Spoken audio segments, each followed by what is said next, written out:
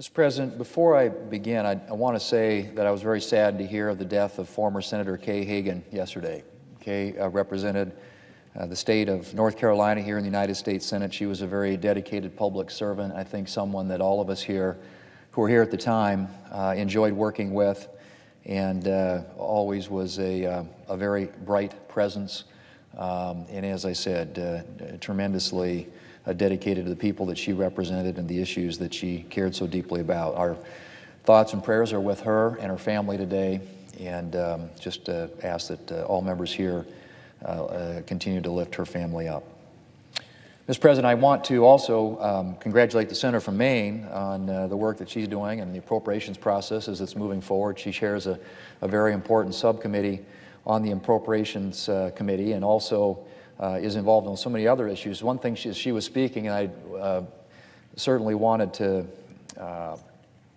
mention, was just the work that she does to protect seniors across this country, a very vulnerable population, vulnerable to the fraud attempts made by bad actors out there. She mentioned robocalls. She has been a leader on the legislation to try and ban the types of robocalls that prey on our senior citizens and lead to all that fraud that happens, that billions of dollars that she referenced every single year. So important, because there are so many perpetrators of schemes out there that are designed to prey on and take advantage of those populations in our country, particularly our elderly, that are susceptible to that. And so I want to thank her for her leadership on that, as well as many other issues that are involved in the appropriations bill that she mentioned earlier. Mr. President, later this week, we're going to vote on a Democrat resolution to repeal guidance the President issued to give states more flexibility to design insurance plans that meet the needs of their residents. Democrats have tried to portray this resolution as a move to protect people with pre-existing conditions. That is just a smokescreen.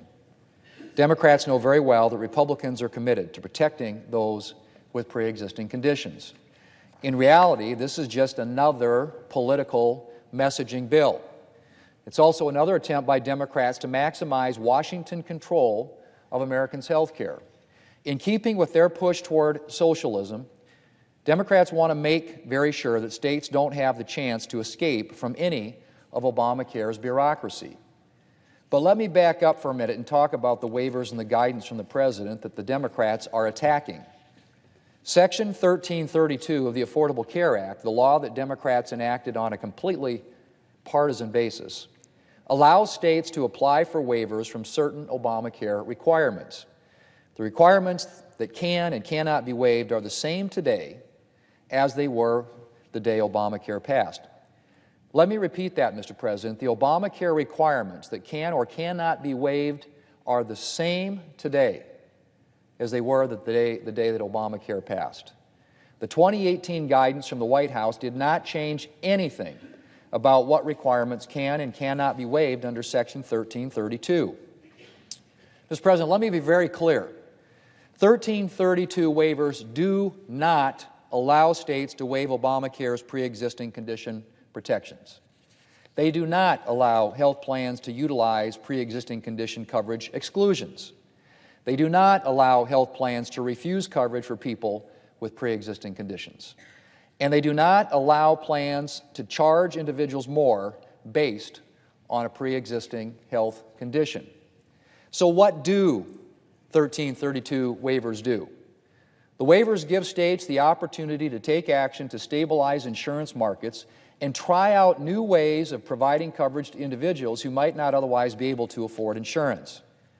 My colleagues across the aisle would have the American public believe that these waivers will, and I quote, allow states to greenlight substandard junk insurance plans, end quote.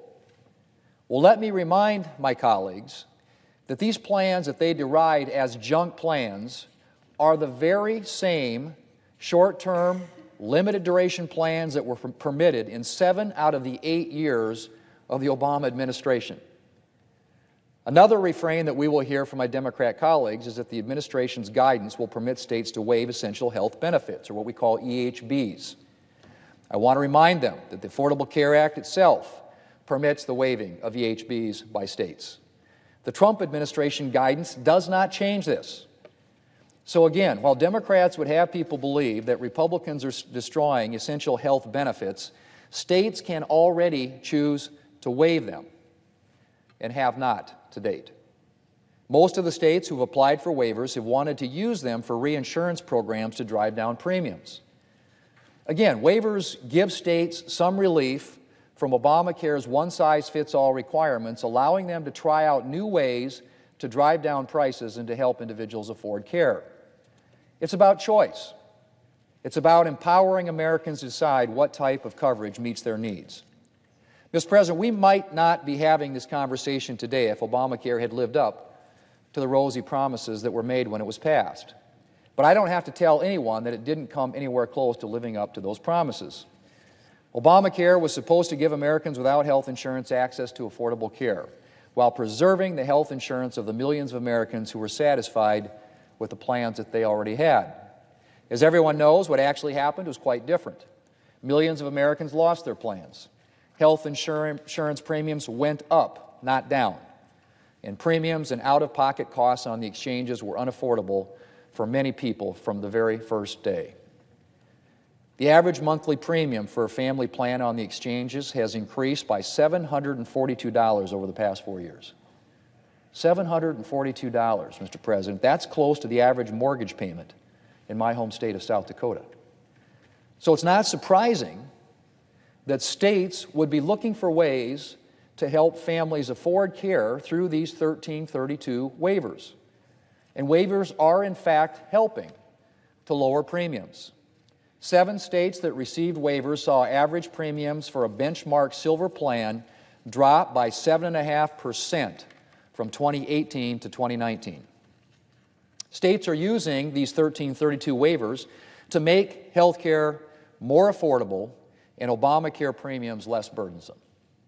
They are not, I repeat, they are not using the waivers to do anything to undermine protections for people with pre-existing conditions, something that, as I said earlier, they couldn't legally do anyway.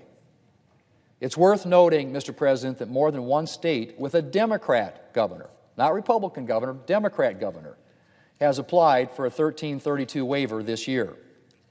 So are Democrat senators here suggesting that these governors want to undermine protections for people with pre-existing conditions? I don't think so. Mr. President, numerous Americans are struggling to afford their Obamacare premiums, and many others have been priced out of the Obamacare market altogether. It only makes sense to give states as much flexibility as possible to address Obamacare's problems and expand insurance access for their residents. But Democrats are so set on maximizing Washington control of Americans' health care that they are determined to oppose any Obamacare flexibility, even if that flexibility is resulting in lower premiums for the American people. Mr. President, today's resolution is just another example of Democrats prioritizing their political ideology over the welfare of the American people, and I hope that it will be defeated. Mr. President, I yield the floor.